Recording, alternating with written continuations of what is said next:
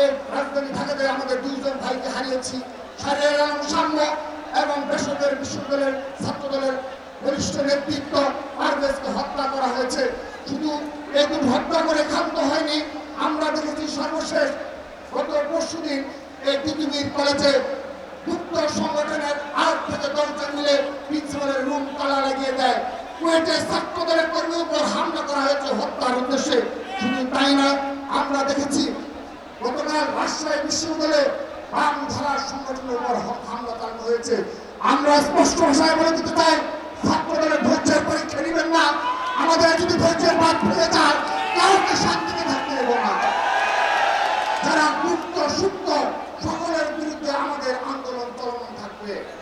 আমরা আরেকটি বিষয় স্পষ্ট করছি, যদি সাম্য হত্যার বিচার না পাই এবং এই ক্যাম্পাসে এই শিবিরের হামলা এবং গুপ্ত রাজনীতির নামে অপরাজনীতি চলমান থাকে, সাম্য হত্যার বিচার সহ বিগত 15.5 বছরে ছাত্রদলের যে সকল নেতাকর্মী খুন এবং খুন হয়েছে তাদের যদি বিচার করা না হয় এবং ছাত্রলীগের সন্ত্রাসীদের যদি বিচার করা না হয়, স্পষ্ট ভাষায় বলে দিচ্ছি, প্রয়োজনে এই নির্দলীয় ইউনিট সরকারের বিরুদ্ধে আন্দোলন ঘোষণা করবে বাংলাদেশ। আমরা ইতিমধ্যে ঢাকা বিশ্ববিদ্যালয় সহ জাহাঙ্গীরনগর বিশ্ববিদ্যালয় সহ বাংলাদেশের সকল বিশ্ববিদ্যালয়ের প্রশাসনের বিসিসার সহ সকলের নিকট 9.5 মাস যাবৎ আমরা বারবার আকুতি জানিয়েছি ছাত্রলীগের সন্ত্রাসীদের বিচার করা।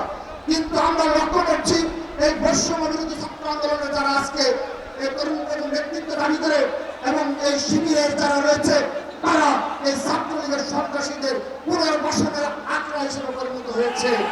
আমরা স্পষ্ট ভাষায় বলে দিতে চাই, এই ছাত্রলীগের সন্ত্রাসীদের বিচার ব্যতীত ডাকসু সহ কোন ছাত্র সংসদের সুষ্ঠু হবে বলে আমরা বিশ্বাস করি না। লক্ষ্য করেছেন এই ছাত্রলীগকে নিষিদ্ধ করা হয়েছে, কিন্তু তবুও ছাত্রলীগের সন্ত্রাসীরা রাজধানী ঢাকা সহ বাংলাদেশে আনাচে কানাচে এখনো তারা মিছিল করার বিশ্বাস দেখাচ্ছে এবং প্রতিনিয়ত তারা কর্মসূচি পালন করে যাচ্ছে। এই রাজধানী ঢাকা সহ সারা দেশে ছাত্রলীগকে প্রতিহত করার দায়িত্ব নিয়েছে বাংলাদেশ জাতীয় ছাত্র দল।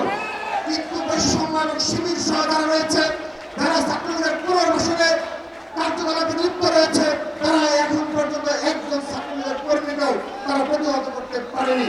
আমি আমার বক্তব্যের শেষ পর্যায়ে চলে এসেছি।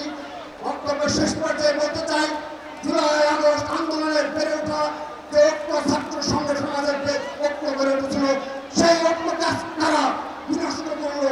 আজকে কেন ছাত্র সংগঠনগুলোর মাধ্যমে ঐক্য নেই, তারা দায়ী। সেজন্য ছাত্র সমাজের উপর আমরা তাদের বিবেকের উপর দিয়ে দিলাম যে তারা বিচার করবে। আজকের এই ঐক্য বিষয়ে তারা দায়ী। ম্যাজিক হার্বাল টুথপেস্ট দূর করে দুর্গন্ধ সৃষ্টিকারী দাঁতের সমস্যা। ইয়েস, দেখাও তোমার ম্যাজিক। কিন্তু স্পষ্ট ভাষায় বলতে চাই, এই জুলাই আগস্টকে ক্রেডিট দিয়ে যারা উপদেষ্টা পদে আসীন হয়েছে, সেই একজন উপদেষ্টার ইতিহাস ইতিমধ্যে